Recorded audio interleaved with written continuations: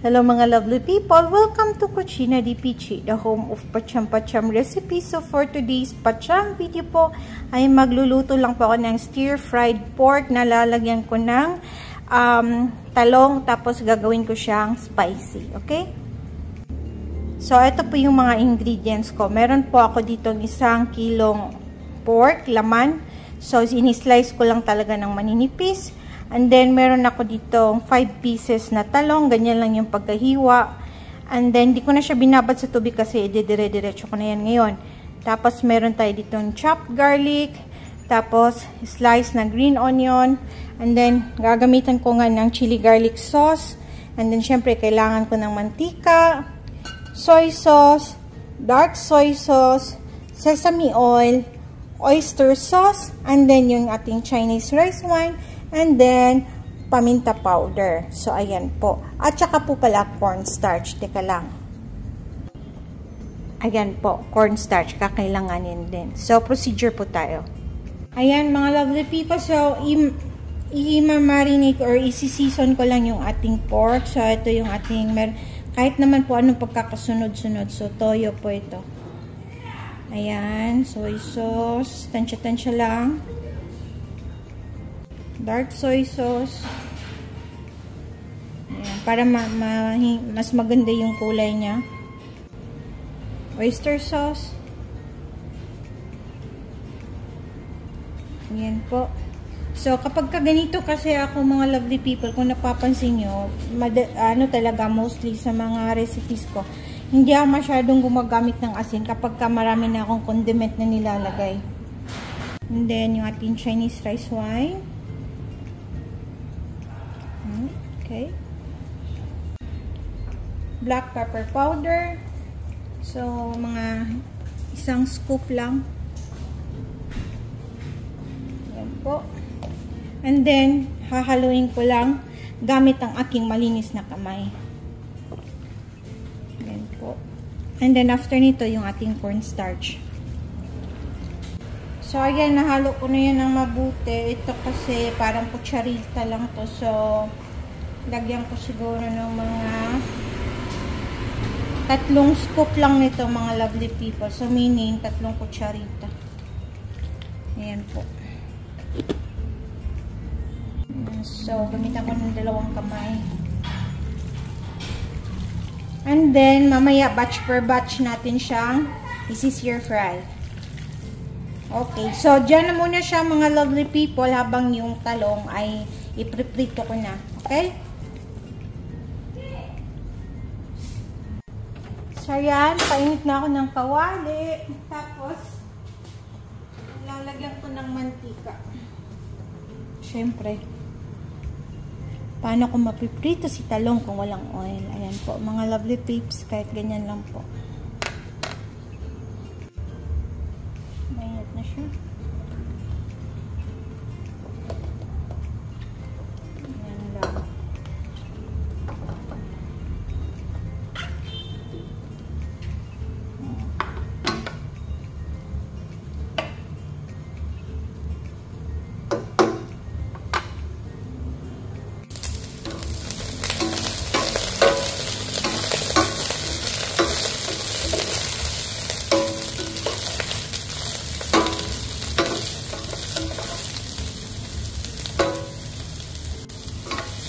Ayan, mga lovely people, tansya-tansya lang yan. Ganyan, no?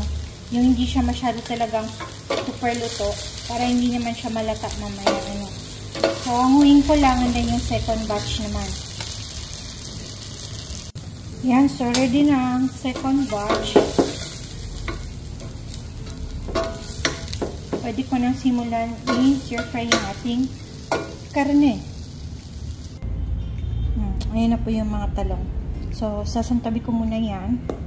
And then, itong kawali, lagyan ko ng oil.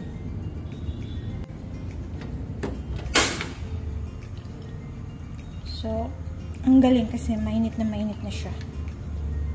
Yan yung maganda na para hindi magtubig yung ating karne. So, gagawin ko nga, batch per batch lang.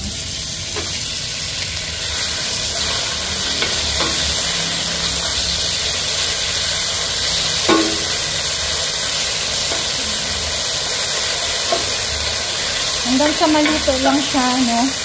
And then, hanguin. Basta tapusin ko lang po muna lahat, mga lovely people. So, ayan na po. After 2 minutes, over high heat, ganyan na yung itsura ng ating pot. So, pwede na siya hanguin. Nakita nyo, hindi po siya na tubig. Tapusin ko lang po.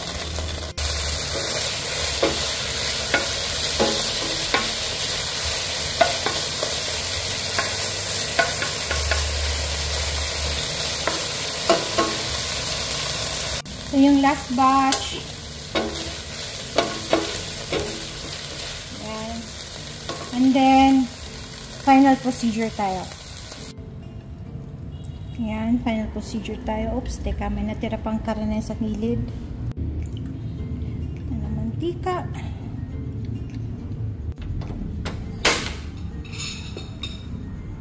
Ating bawang. Ayan.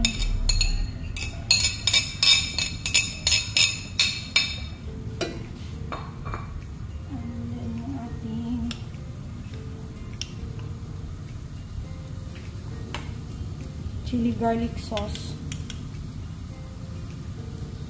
So, lagyan ko siguro na ito medyo kaya ko itong kainin. Nilagyan ko ng 3 teaspoons. So, good luck sa akin. And syempre, nekos lang.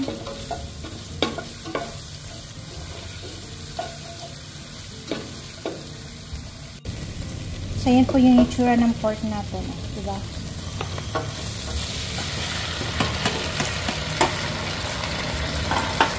Yan, nilagyan ko ng sesame oil. Yan po. And then, nekos. Over high heat ulit. Mga siguro ganito, 2 minutes lang. And then, ilagay na natin yung ating talong.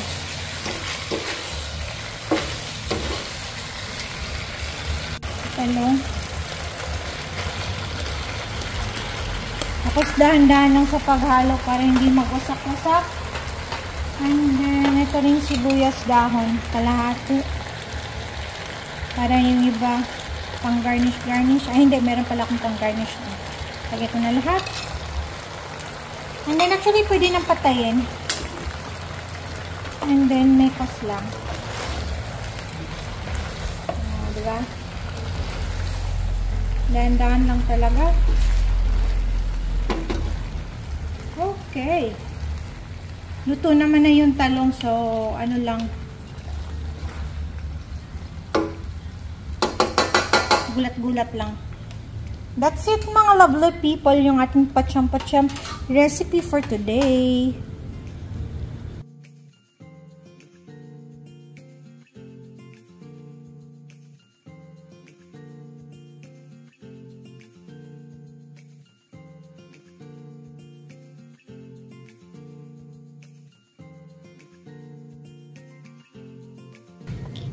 Hello mga lovely people, it's Tiki Man time. Kain po tayo, wait lang po.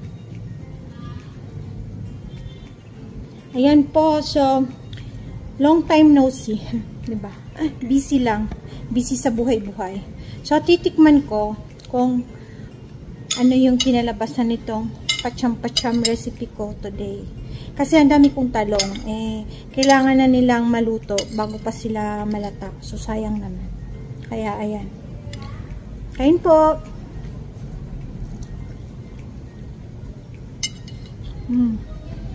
Hello?